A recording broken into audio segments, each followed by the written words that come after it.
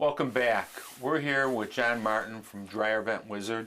John, thanks for being with us today. Really It's appreciate a pleasure. it. Now, this is really important. It's probably especially at this time of year where people's homes are kind of closed up and everything, and looking at appliances like a dryer that are used pretty frequently. We're going to talk about the Dryer Vent Wizard and cleaning vents and stuff. But can you tell us about Dryer Vent Wizard and a little bit about yourself? Dryer Vent Wizard is a corporation that has 72 franchises around the country in serving over 400 cities. And we clean, we repair, and we install dryer vents. That's all we do. And it's based around the fact that there's over 15,000 dryer vent fires every year. It's the leading cause of fires in homes, considerable amount of property damage, and even some fatalities. And it's almost all due entirely to the fact that lint accumulates inside the dryer, inside the vent line, and keeps those hot gases from exiting the building and igniting the lint on fire. Well, when you come to a customer's home, what do you do first? What's your procedure for addressing this? Well, usually people call me because they've noticed something that they don't feel comfortable about in their dryer. For example, the most common cause is that it's taking more than one cycle to dry their clothes. Also, another big one is that they open it up and their clothes are hot, but they're still wet. This is because the dryer has overheated and shut down, and they didn't notice that it shut down early. There's also the top of the dryer here becomes very hot because hot gases are escaping out of the drum. They aren't going outside of the building. So when they notice some of these warning signs, and there's several others, they then call me and I show up and I do an examination. And I'm looking for things that would cause the lint to not be getting outside.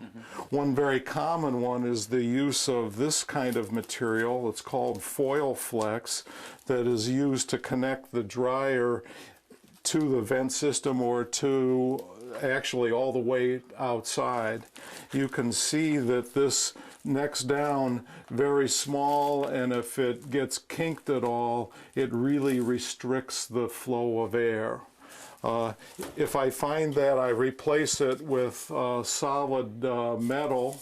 This is actually a little bit flexible and can turn, and it comes in long lengths, and you can see it's got a much wider area to it. I think this is, I mean, I have to even look at mine. I think, you look at they're similar, but there is definitely a difference between the kind of construction and the texture kind of to it that would seem to restrict the lint and stuff in here. Well, buildings code specifies that the vent should be all metal, so that if there is a fire, the fire can't get out of the metal ductwork. This doesn't have a fire rating to it. It looks like metal, but it's actually plastic. This is metal, and of course you've all seen the solid tubes, so it has to be a combination of solid tubes, and if it's something flexible, it has to be a solid metal flexible, not plastic. So what do you do next then? I mean, you look at the duct work, and then once I establish that the vent line is to building code, and it appears as though that it's just plugged up with lint, I then have several techniques that I can use to go into the dryer vent line and clean it out.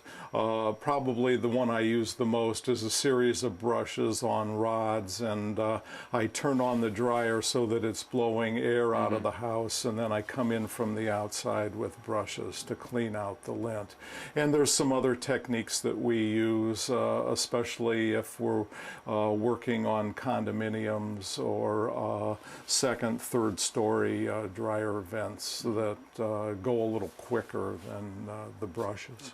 Is there a maximum distance that this can be used for? The dryer manufacturers recommend that the vent line don't be any longer than 25 feet.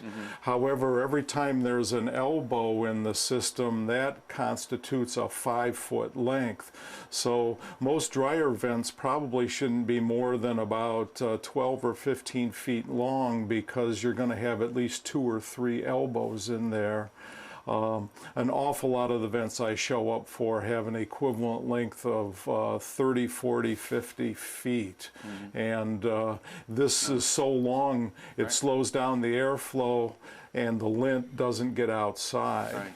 That this screen here only catches 25% of the lint. 75% is going out, along with a gallon of water every time you wash a load of laundry.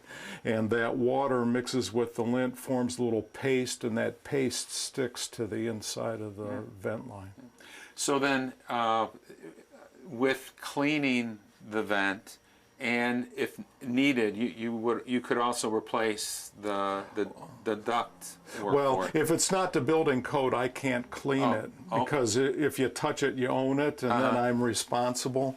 This stuff, if I come into with a brush, the brush will break through. So before I even get to the point I'm cleaning, I'm replacing stuff that isn't conformant to building code. Okay. What do you make any other types of recommendations with people who might have, a situation that they need your assistance with? Well, I usually end with a safety lecture recommending that people keep the area around their dryer very clean, no hanging clothes, because if a fire does start, that's right where the flames go, and that lint is like gasoline and ignites quickly.